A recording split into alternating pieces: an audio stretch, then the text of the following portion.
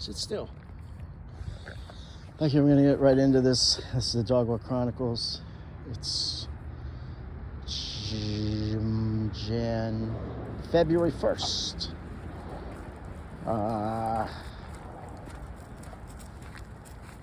February 1st. Today is the feast of St. Bridget of Ireland.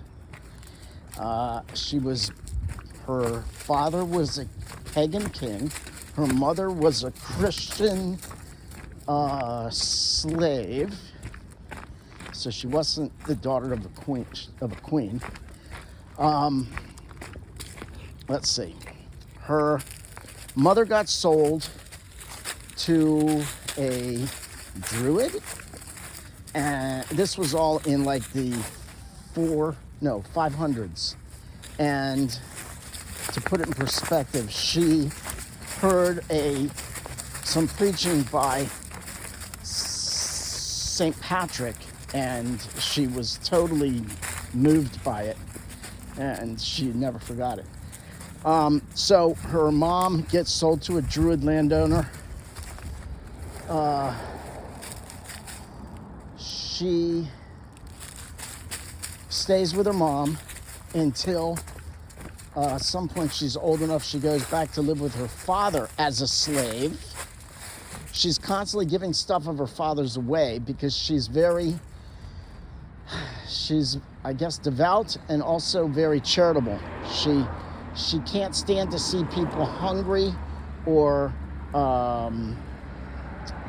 sick, so she's always wanting to help people who are hungry and poor. So she keeps giving stuff of the king's away. There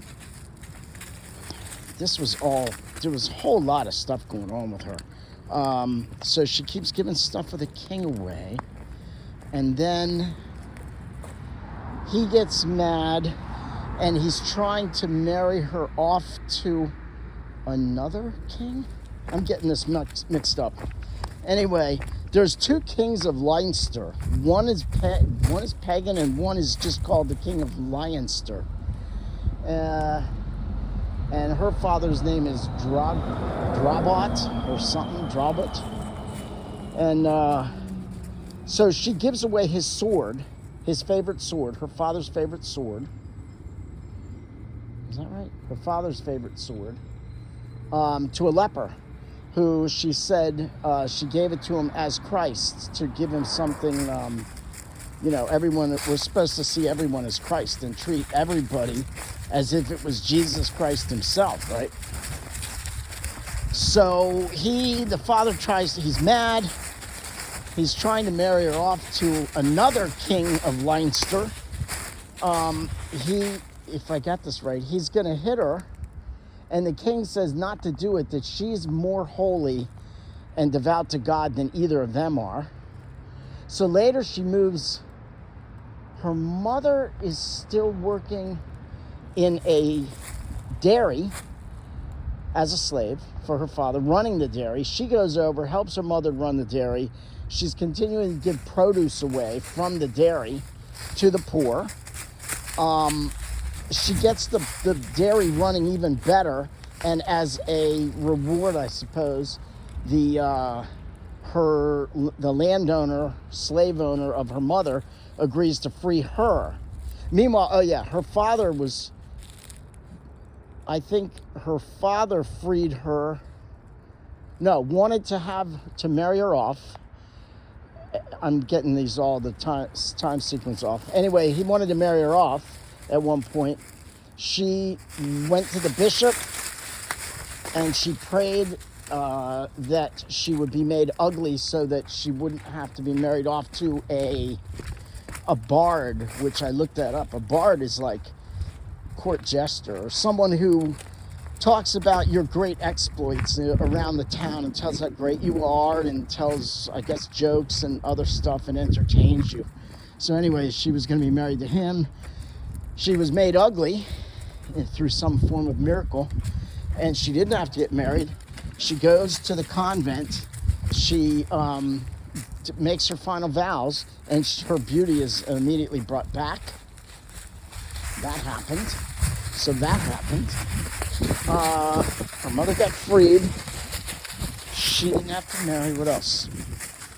She was the first one to make dual monasteries where there were men on one side, or men and women. So I guess for monks and for nuns. Apparently that was her thing. She's a patroness of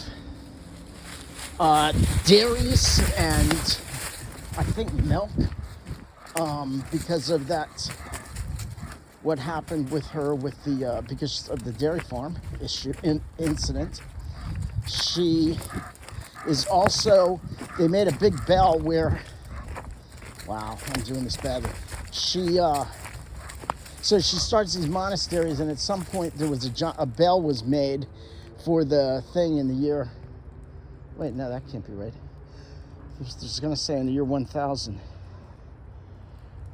Yeah, okay, that's possible. So later in the year 1000, after she's well and dead, a bell is made, a huge bell is made, and so she ends up being the patroness of blacksmiths.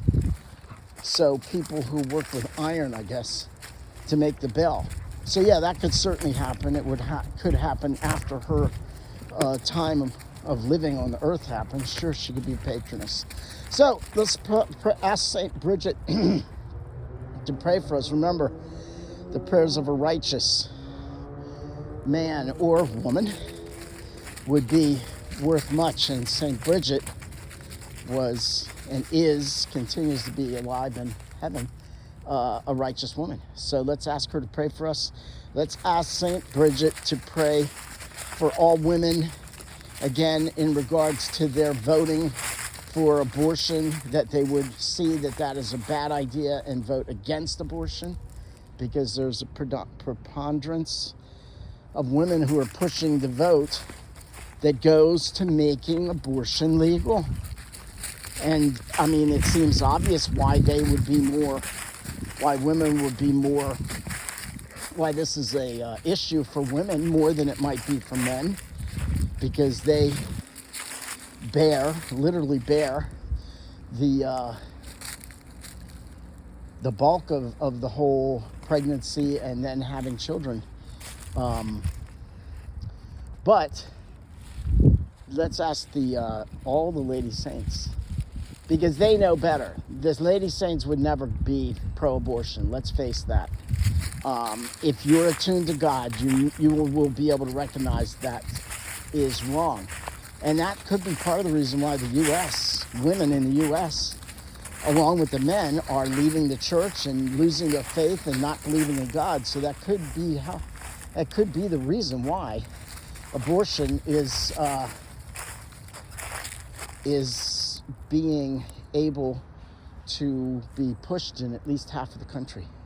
So again, and continue to pray for the souls in purgatory.